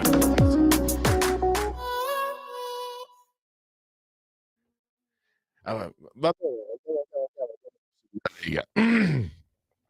poi la canzone la mettiamo. Allora, sono sul sito legaonline.it, scritto legaonline.it, segui la Lega prima che la Lega seguisca te alla Pellegrina, o prima che la Lega segua te alla Marciana. Potete fare di tutto su questo sito. Intanto questo sito vi ricorda la rottamazione delle cartelle, delle cartelle esattoriali, la pace fiscale. Ne abbiamo parlato venerdì scorso con il senatore Garavaglia. Insomma, è uno degli elementi costituenti del leghismo. Non si tratta di le tasse nemiche, si tratta di quel contratto tra il cittadino e lo Stato che in Italia, secondo la visione leghista, alla quale io appartengo pienamente, e sarebbe da rivedere e da rivisitare. Poi abbiamo percorso il federalismo fiscale, la devolution, la secessione, sono tutti aspetti dello stesso argomento. L'Italia, a differenza della Germania e di altri paesi del Regno Unito, l'Italia è un paese dove il contratto tra cittadino e Stato è un contratto malato, sbagliato, un contratto che infatti non funziona. L'Italia funziona perché funzionano i cittadini, le persone, è pieno di persone ingegnose, per bene, che lavorano, come tutti gli altri paesi, ovvio, ma in Italia forse ancora di più, però quindi non è in discussione l'Italia intesa come identità, anche se io non mi riconosco, ma quando nasci in alto a destra lassù è difficile sentire qualche sentimento di identità. Di sicuro quello che hai dell'Italia è un paese che ha veramente tante opzioni, tanti valori, tante opportunità, tante situazioni veramente positive, organizzate però in un contenitore che non funziona. E la pace fiscale, che ha una definizione particolarmente azzeccata, si rifà comunque alle origini del movimento fondato da Umberto Bossi e presieduto da Matteo Salvini. La firma difendi chi difende gli italiani, la firma per sostenere le forze dell'ordine, è un modo anche per dare più peso alle proposte leghiste nel DDL sicurezza. Il calendario delle feste della Lega, perché Semelin settimana licet insanire, e poi iscriversi alla Lega è molto facile, molto semplice, si versano 10 euro, si può fare anche tramite PayPal, senza nemmeno che vi sia la necessità di essere iscritti a PayPal. Poi il codice fiscale e gli altri dati richiesti, e infine vi verrà recapitata la maggiore per via postale la tessera Lega Salvini Premier. Ovviamente, lo ricordo sempre, se di mezzo ci sono le poste italiane, io personalmente per esperienza raccomando ampi, profondi e calorosi gesti apotropaci alle femminucce e maschietti e tutti i sessi previsti, anche quelli non previsti, perché io sono molto inclusivo. Poi il momento di autodeterminazione civica, cioè il 2 per 1000, sono soldi dello Stato, ma noi abbiamo una chance, quella di dirgli cosa fare di quei soldi lì, i soldi del 2 per 1000 ovviamente. Quindi è una scelta che non ci costa nulla, assolutamente non perdiamo nulla, però possiamo sostenere le nostre idee. In questo caso questo è un redazionale della Lega, quindi noi indichiamo il 2 per 1000, veramente col sorriso sulle labbra, il 2 per 1000, cioè il D43 nel 2 per 1000. Nella tua dichiarazione dei redditi scrivi D43. D di Domodossola, 4 il voto in matematica, 3 il numero perfetto.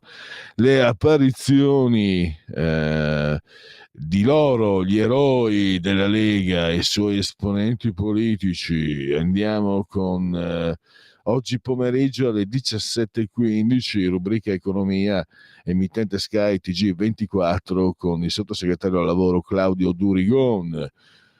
Domani alle 13:45 la trasmissione ormai storica di Radio Rai 1, Un giorno da pecora, con il presidente della regione Friuli Venezia Giulia, Massimiliano Federiga. Venerdì economia, la rubrica Sky TG24 l'emittente, l'ora 17:15 con il vice ministro alle infrastrutture Edoardo Rixi.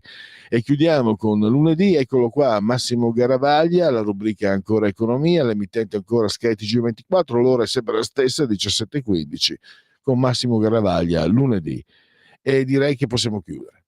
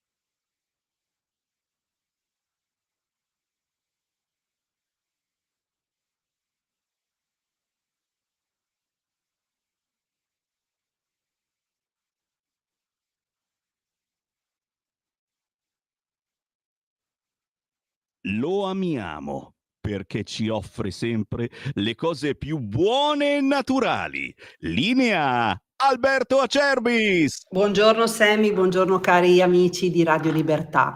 Oggi voglio parlarvi del nostro sciroppo alla bava di lumaca Bronco Free. A che cosa serve Bronco Free?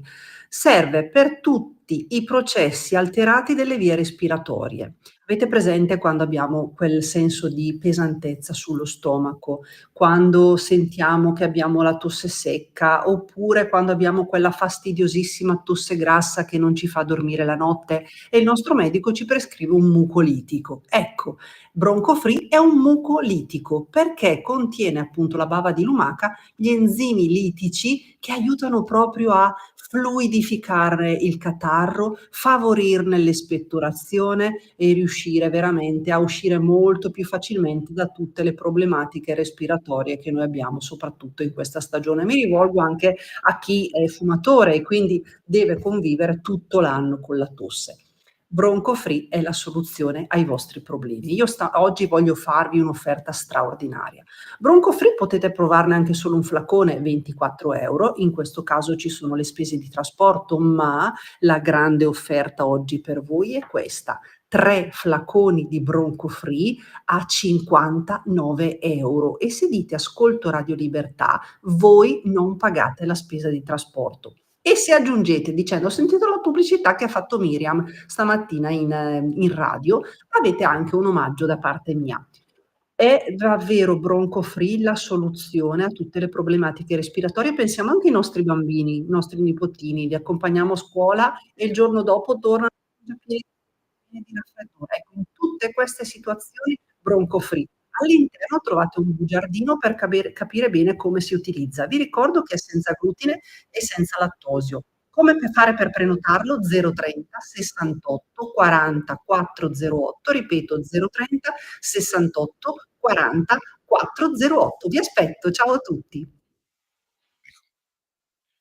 Dunque, siamo di nuovo con Oltre la pagina, può anche essere Radio Libertà, e abbiamo Arnaldo Ferrarinesi di Analisi Politica al telefono. Bentornato, dottor Ferrarinesi, grazie per essere qui con noi. Buongiorno a tutti e io sono sempre contento. È reciproco. Allora, parliamo di questo sondaggio che avete fatto, il rapporto tra Italia e Europa.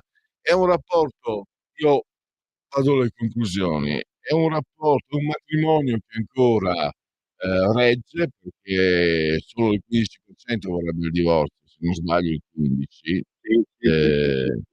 però diciamo la maggioranza vorrebbe, come dire, si diceva per le auto di una volta, fare il tagliando, no, vorrebbe sistemare alcune cose di questo rapporto con l'Europa. Volevo partire un po' da qui e darle la parola per spiegare cosa si può leggere dalle cifre da voi pubblicate. Allora, quello che dice lei è sicuro, nel senso che io non in questo sondaggio, ma in altri sondaggi, ho proprio posto la domanda sul fatto come dire, adesso la semplifico, l'Europa funziona bene così oppure bisogna fare delle cose per migliorarla. E quindi sia europeisti che anti-europeisti erano tutti d'accordo comunque sul dovere fare delle cose e cambiare delle cose, no? Ok, questa è la premessa. In senso generale, questa domanda qui per il futuro dell'Italia riguardo l'Europa, cosa pensa sia meglio? E ho posto 4 opzioni. Stati Uniti d'Europa con legge comuni, governo comune, proprio l'unione totale. Stati indipendenti con politica estera, difesa comune, come ora, solo facilitazioni commerciali, oppure bisogna staccarsi dall'Europa almeno in parte. Io ho riportato solo i dati e solo 4 rilevazioni, ma l'ha fatto praticamente ogni anno dal 2005, perché danno sempre più o meno gli stessi risultati. Diciamo che c'è 60, che vada intorno al 60% o anche più, dice comunque vuole più Europa, no? O Stati Uniti d'Europa o Stati indipendenti con politica estera e difesa comune. Poi le cose variano anche a seconda dei periodi, dei momenti in cui c'è dibattito politico di un certo livello. Allora, si è andati molto col 51%, quindi una maggioranza applicata proprio nel periodo successivo al governo Lega 5 Stelle, in cui effettivamente lì c'era una polemica forte, soprattutto relativamente al famoso 3%, si può sforare, non si può sforare. Poi, voglio dire, le richieste dell'Italia stanno diventando concrete adesso, perché allora, per una difesa comune si può sforare, per certi ambiti di investimento sembra che si potrà sforare. Quindi voglio dire, alla fine dagli che ti ridagli, ci dipingono sempre come gli ultimi del carro, invece sta andando, ecco. Ok. Quindi in questo momento 15% vorrebbero uscirne, 19% vorrebbero lasciarla così com'è, effettivamente a parer mio è proprio così com'è che non funziona, il 19% sono 1 su 5, non è poco, E poi c'è chi vuole più Europa, più o meno il 29% vuole stati indipendenti con politica estera e difesa comune, o addirittura il 30%, che anche lì non è poco, Stati Uniti d'Europa totali. Quindi il dato pro-Europa è moderatamente stabile e accanto a questo, voglio dire, siamo tutti contenti se l'Europa la facciamo funzionare meglio. Si può dire, un mio vecchio pallino, no? Credo però di non sbagliare. Io credo che gli italiani si sentano europei, no? Un po' come i texani, che si sentono texani e americani. Quello che magari quello che crea perplessità, al di là anche delle questioni politiche, sono diciamo è l'organismo dell'Unione Europea. È lì che magari da lì che nasce qualche perplessità, perché credo un po' per quello che arrivava dopo la seconda guerra mondiale, cioè il desiderio di non vedere più altre guerre, un po' perché ci sono comunque commerci, situazioni, lingue, cioè non è che i paesi europei siano estranei l'uno con l'altro, e quindi il sentimento europeo è un sentimento che viene prima di tutto.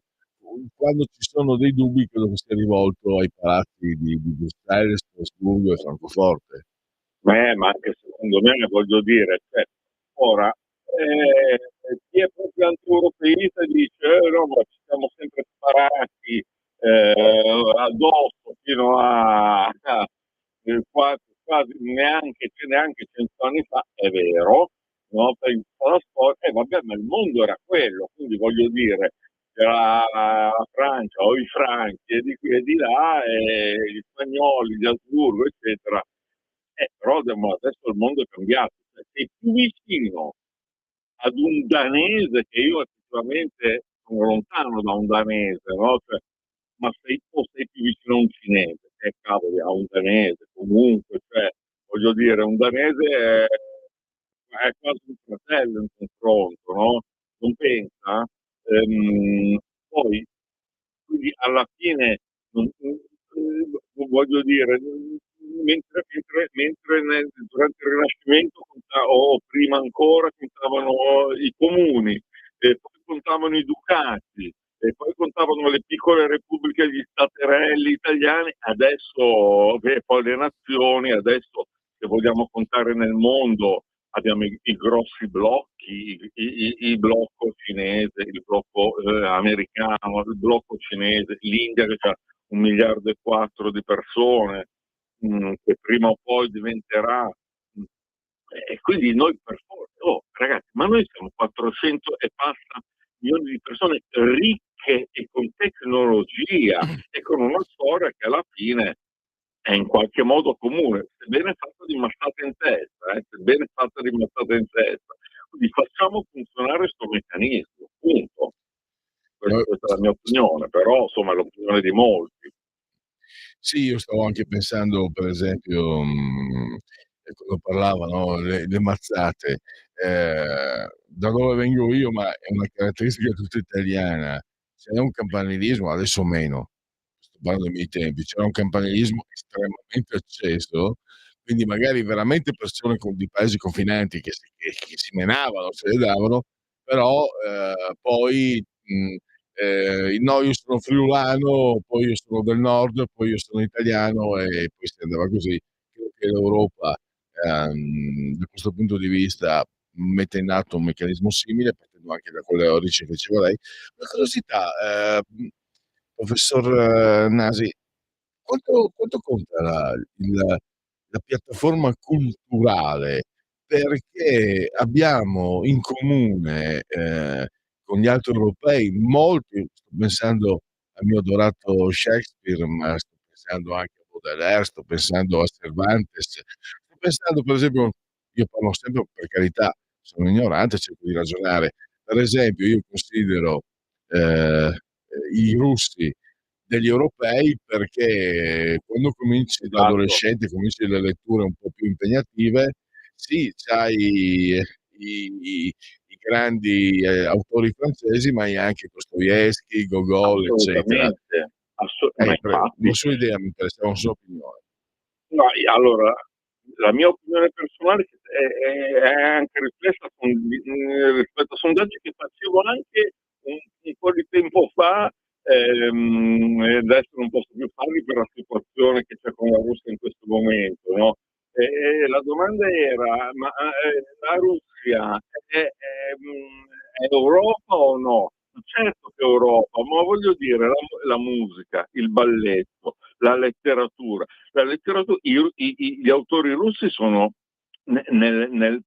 diciamo, fra i romanzi di formazione di un giovane adolescente, di un giovane europeo, esattamente come 20.000 leghe sotto i mari o Shakespeare, o, insomma, o tanto quanto, o il Don Chisciotte o Mastro Don Gesualdo.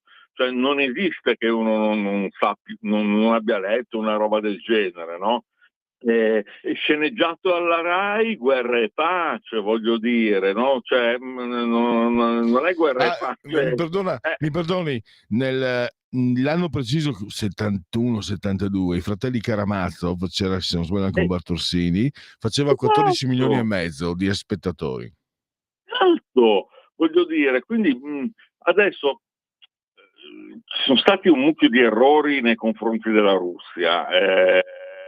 Il primo dei quali è stato non dare da parte nostra e degli americani soprattutto, quando Obama poi ha detto la Russia adesso è una potenza regionale, è chiaro che ti incazzi come una bestia. Scusate ai radioascoltatori la parola, perché cioè tu sei abituata a primeggiare e ad essere uno dei forti del mondo da almeno 3 secoli, no? Quindi non puoi dire così. È maleducazione istituzionale che quindi gli devi dare ad ognuno di loro il ruolo che si meritano in quel momento, cercare di mantenere l'equilibrio, e questo la Russia in questo momento non l'ha fatto, e quindi il grosso problema è questo, che non ha voluto mantenere un equilibrio mondiale che in qualche modo si poteva mettere una pezza sopra. Però è chiaro che la Russia europea, cioè, ma dico, San Pietroburgo l'hanno costruita gli italiani, alla corte russa si parlava in francese, cioè è così,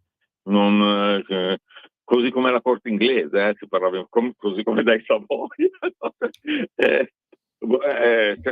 Oltretutto che sono voglio dire, la prima guerra mondiale è chiamata anche la guerra dei 3 cugini, perché erano primi cugini, lo zar di primi cugini, e questo apre un altro scenario su cos'è la monarchia. Comunque lo zar di Russia e l'Inghilterra e l'Austria si scrivevano: ciao Johnny, ma no, non è che ci vuoi per la guerra, si davano i nomignoli che si davano quando erano in famiglia, capisci?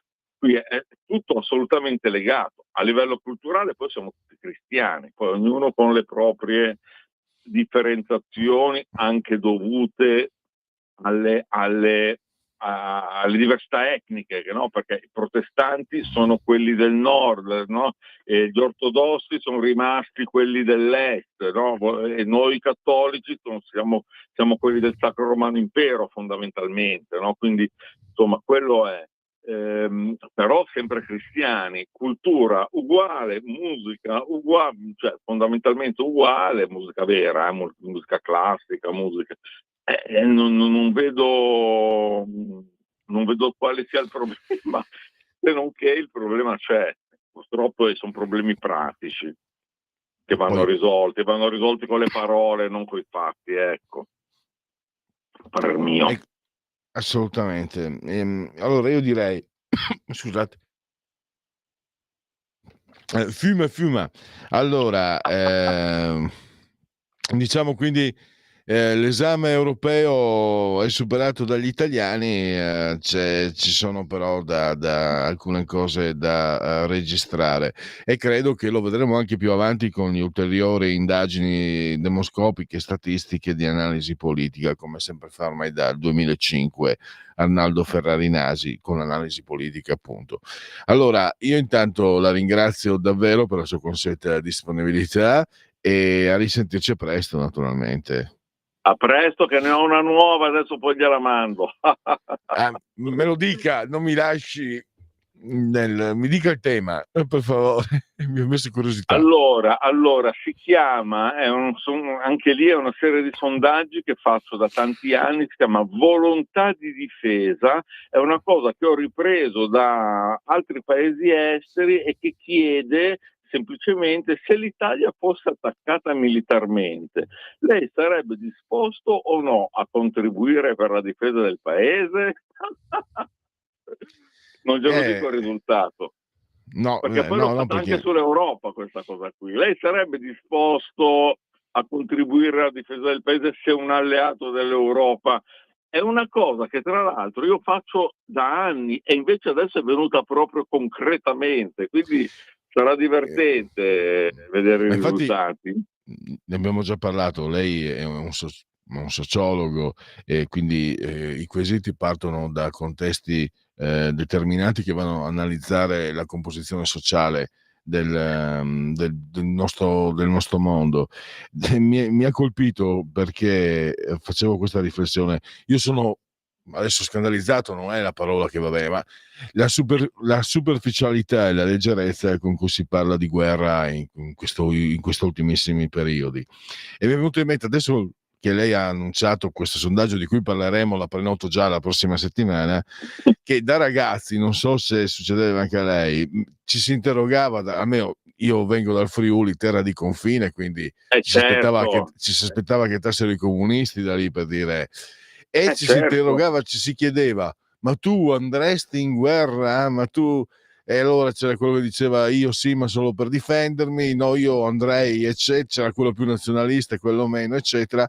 Sto parlando di non 40 anni fa, di 50 anni fa quasi, e purtroppo stanno tornando di attualità. Purtroppo, mi permetto di dire purtroppo, perché non credo sia un dato positivo che siano tornati di attualità in quesiti interrogativi come questi.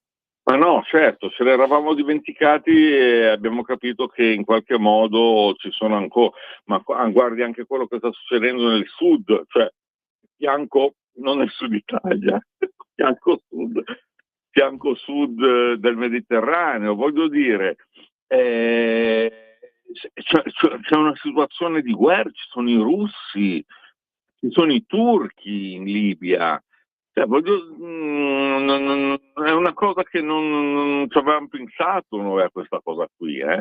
Ci sono i turchi che si sono ripresi parte della Siria, adesso che c'è stata la rivoluzione, e parte della Libia. Cioè i turchi stanno ricostruendo, o stanno in parte, ciò che era il loro impero ottomano, che alla fine hanno perso neanche un secolo fa, o nel 22, un secolo fa. Ecco. E sono lì, sono il secondo esercito più grande della NATO, i turchi, e i russi sono quello che sono, lo sappiamo, e ce l'abbiamo in Libia di nuovo anche loro, no? Cioè, quei discorsi che facevamo solo guardando, diciamo, l'est e l'ovest, no, dei nostri tempi giovani, adesso si stanno riproponendo in maniera diversa, ma si stanno riproponendo. E questo è il dato. Allora, sì. adesso dobbiamo concludere. Io quindi ringrazio ancora Arnaldo Ferrarinasi, ringrazio Analisi Politica. Avete capito, ci risentiremo con lui la prossima settimana. E grazie e buon proseguimento, dottor Ferrarinasi. Grazie mille, un saluto a tutti. Dunque, andiamo verso la conclusione di questa puntata del Oltre la pagina e vediamo, chiuderemo con il brano chiesto da Idoia, chiesto da Luca.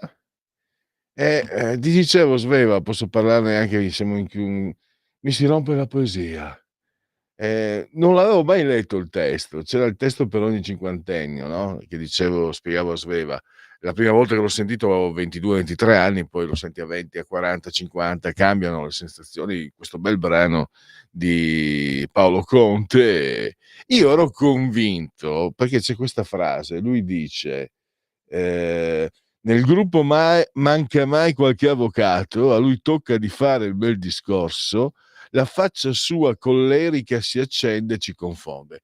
Io avevo l'immagine, Sveva, ti distraggo dal tuo lavoro, la sua faccia collerica si accende, cioè immaginavo l'avvocato con la pipa, l'erica la pipa, che si accende perché aspirava la pipa, la fiamma della pipa, del fornello della pipa illuminava il viso. No, era la faccia collerica. Io mi ero fatto tutta questa immagine di poesia.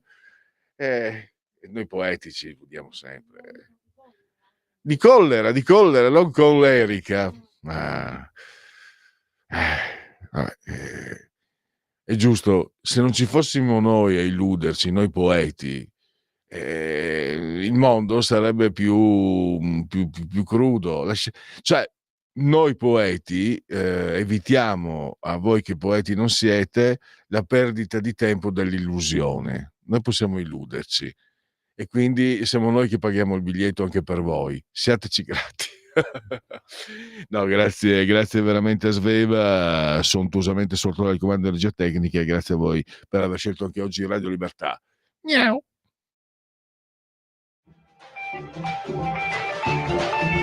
Avete ascoltato Oltre la pagina.